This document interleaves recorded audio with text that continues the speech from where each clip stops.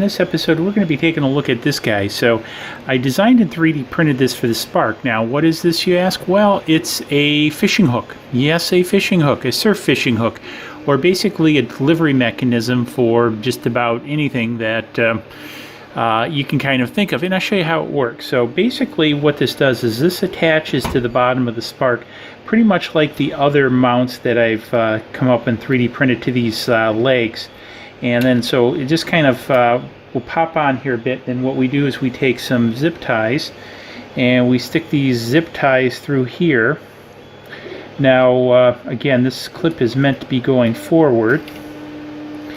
And then so we attach it with these zip strips, cable ties, the zip strips, if you will, sort of like this. I like to get the this piece going up, the thicker piece where it cinches, going up. So we now have that done, and so let me get this up here. As take a pair of scissors, you take a wire cut. Actually, I've got some clippers here. These are far better than scissors. So I'm going to go ahead and just nip off the extra there.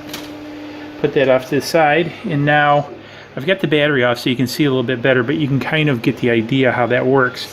Now what you're going to do is pretend this is your fishing line or whatever delivery line you have, where one line is going to go back to your pole and the other one line is going to carry your payload. And then what you're going to want to do is you're going to want to loop this around here, sort of like this. See how that string's set? Now as the Spark, and I'm going to hold it this way, moves forward, it's going to pull this.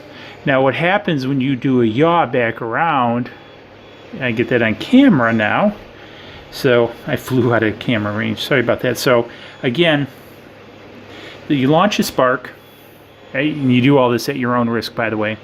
You launch the Spark, and I'm holding it sideways so you can see, and the Spark flying forward is going to pull on this line because one side of this line is going to be your payload, and the other side of this line is going to be going back to your fishing pole or tethered in some aspect.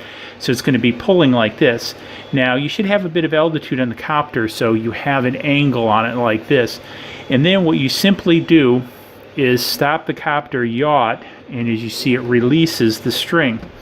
So I'll show you that one more time. Now the pieces, you're going to, I've got maybe about a little bit more than a foot here, but you can probably want about a 10-inch loop. Now in full disclosure, I forgot to mention up front on this, this isn't really totally my own design. I actually got the concept, not the design, but the concept from watching a video where a guy was surf fishing with his Phantom 3, where he made something like this out of a coat hanger that sat in the front of the Phantom, and he would fly out and simply yaw the Phantom and it would come off. And I thought, why can't I do the same thing for the Spark? Now I've built in a little bit of ingenuity, maybe, if you can say that. So I've got it tapered here. I've got it, you know, first off around it so it doesn't poke your eye out or something, but it's also tapered so it comes off. And I'd suggest maybe taking a little bit of sandpaper, cleaning this up, make sure this is smooth, because one thing you don't want to do is the string to get caught. The other piece is I've got a double lip here to kind of keep it from riding back too far and wanting to get caught coming back. So there's actually two triangles back there, if you could say that, that kind of like want to push this forward. Now it's tapered a little bit up because of the way that these feet are, and you know, because it is sort of directional how it goes on here, just like the other ones. And so again, this will keep it in normal flight, because you can't see it as I'm holding it up this way. But you can see how it's tapered a little bit up, but see how easy that comes off.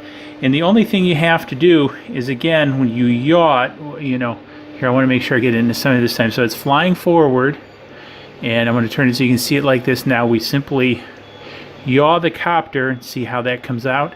Now I wouldn't suggest so much flying it forward.